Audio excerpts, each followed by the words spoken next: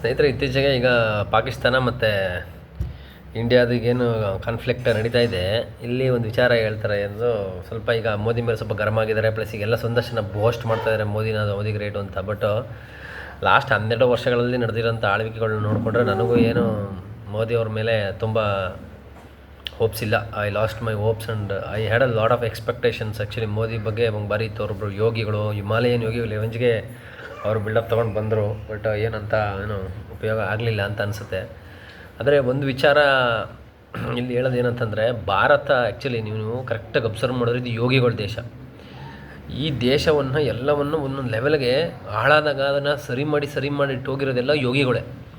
2600 ವರ್ಷಗಳ ಹಿಂದೆ ಹೋದರೆ ನಿಮಗೆ ಭಗವಾನ್ ಬುದ್ಧರು ಬಂದು ಅಥವಾ ಮಹಾವೀರರು ಬಂದು ಇಬ್ಬರು ಜೊತೆ ಅವತ್ತಿನ ಕಾಲಕ್ಕೆ ಅವರಿಬ್ಬರು ಜೊತೆಲಿದ್ದರು. ಅವರಿಬ್ಬರು ಸೇರಿ ಅವತ್ತು ವೇದಗಳ ಹೆಸರಲ್ಲಿ ನಡೀತಿದ್ದಂಥ ಅಸ್ಪೃಶ್ಯತೆ, ಪ್ರಾಣಿಗಳ ಹಿಂಸೆ, ಮಾರಣಹೋಮ, ಬೇರೆ ಆಮೇಲೆ ಇದು ವರ್ಣಗಳ ಹೆಸರಲ್ಲಿ ನಡೀತಿದ್ದಂಥ ಅಸ್ಪೃಶ್ಯತೆ, ಈ ಶೂದ್ರಗಳಿಗೆ ತುಂಬ ಹೀನಾಯವಾಗಿ ನಡೆಸ್ಕೊಳ್ಳೋಂಥ ಇದ್ದಂಥದ್ದು ಇದೆಲ್ಲನೂ ಒಂದು ಲೆವೆಲ್ಗೆ ಮಟ್ಟ ಹಾಕಿದ್ದೇನೆ ಬುದ್ಧ ಮತ್ತು ಮಹಾವೀರರು. ಅವತ್ತು ಆ ಟೆರರಿಸಮ್ ಇತ್ತಲ್ಲ, ಅದು ವೇದಗಳ ಹೆಸರಲ್ಲಿ ಮತ್ತು ವರ್ಣ ವ್ಯವಸ್ಥೆ ಹೆಸರಲ್ಲಿ ಇದ್ದಂಥ ಟೆರರಿಸಮ್ ನಡೀತಿತ್ತಲ್ಲ ಈ ದೇಶದಲ್ಲಿ 2600 ವರ್ಷದಿಂದ, ಅದನ್ನು ಯೋಗಿಗಳೇ ಮಟ್ಟ ಹಾಕಿದ್ದು. ಆ ಯೋಗಿಗಳ ಹೆಸರು ಮಹಾವೀರ ಮತ್ತು ಬುದ್ಧ ಅಂತ.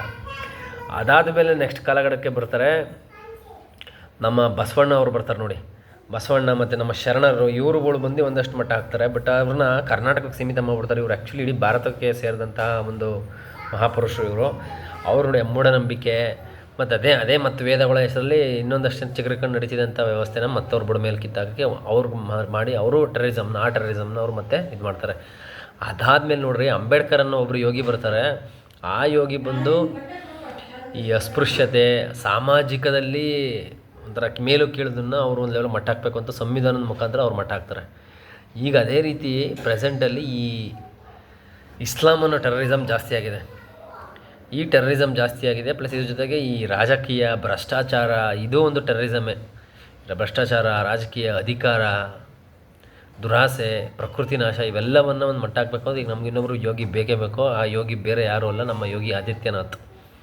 ಸೊ ಮೋದಿಯವ್ರನ್ನ ಇಳಿಸ್ಬಿಟ್ಟು ಆದಷ್ಟು ಬೇಗ ಅವ್ರನ್ನ ಇಟ್ಟರೆ ಯೋಗಿ ಆದಿತ್ಯನಾಥ್ ಅವರು ಇವ್ರಿಗಿಂತ ಉತ್ತಮವಾದ ಕೆಲಸಗಳನ್ನ ಮಾಡ್ತಾರೆ ಅನ್ನೋದು ಒಂದು ನನ್ನ ಭಾವನೆ. ಏಕೆಂದರೆ ಲಾಸ್ಟ್ 12 ವರ್ಷದಲ್ಲಿ ಮೋದಿಯವರು ತುಂಬ ಅದೇನಂತಾರೆ ಅದಕ್ಕೆ ಟೊಳ್ಳು ಆಗೋಯ್ತು ಅಂತ. ಯಾಕೆಂದರೆ ಇಂದಿರಾ ಗಾಂಧಿ ಅಂಥ ಒಬ್ಬ ಹೆಂಗಸು ಸ್ವಾರ್ಥಕ್ಕೋಸ್ಕರ ಏನೇನೋ ಮಾಡ್ತಾರೆ ಅಂದಮೇಲೆ ಈ ವ್ಯಕ್ತಿ ಇಷ್ಟು ಮೆಜಾರಿಟಿ ಕೊಟ್ಟಿದ್ರು ನಮ್ಮ ಜನಗಳು ಏನು ಉಪಯೋಗಿಸ್ಕೊಳ್ಳಿ, ಅದನ್ನು ಕರೆಕ್ಟಾಗಿ ಉಪಯೋಗಿಸ್ಕೊಳ್ಳಿಲ್ಲ. ಸುಮ್ಮನೆ ಬರೀ ಸುಳ್ಳು ಹೇಳ್ಕೊಂಡು ಏನೇನೋ ಹೇಳ್ಕೊಂಡು ಯಾವುದೋ ಸ್ಕೀಮ್ಗಳು ತಂದು ಬರೀ ಬಿಸ್ನೆಸ್ಮೆನ್ಗಳು ಮತ್ತು ಪೊಲಿಟಿಷಿಯನ್ಸ್ಗಳಿಗೆ ಸಹಾಯ ಆಗೋ ಥರ ವ್ಯವಸ್ಥೆಗಳು ಮಾಡ್ಕೊಂಡು ಮಿಡ್ಲ್ ಕ್ಲಾಸ್ ಜನಗಳನ್ನ ಎಕ್ಸ್ಟಾರ್ಟೇಷನ್ ಮಾಡ್ತಾಯಿದ್ದಾರೆ ಇವರು.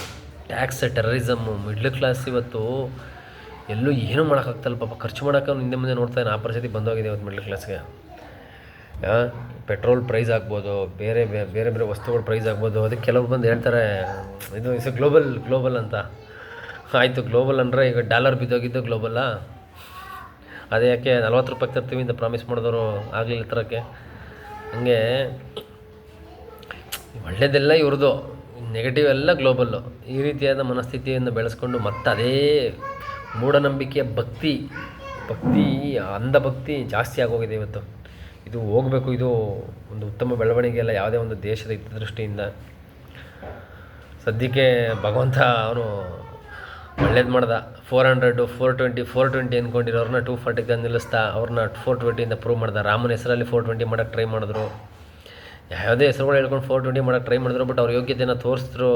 ಮತ್ತು ನಮ್ಮ ಜನಗಳು ಇವರು ಎತ್ಕೊಂಡು ಇನ್ನು ಮುಂದಕ್ಕಾದ್ರೂ ಒಂದು ಒಳ್ಳೆ ಕೆಲಸಗಳನ್ನ ಮಾಡಬೇಕು. ಭಾರತದ ಒಂದು ಅಭಿವೃದ್ಧಿಗೆ ಫಂಡಮೆಂಟಲ್ ಆಗಿ ಇವರು ಕೆಲಸವನ್ನು ಮಾಡಬೇಕು. ಒಂದು ಒಳ್ಳೆ ಅಡಿಪಾಯಗಳನ್ನ ಹಾಕಬೇಕು ಅನ್ನೋದು ಒಂದು ನಮ್ಮ ಆಶಯ. ಧನ್ಯವಾದಗಳು.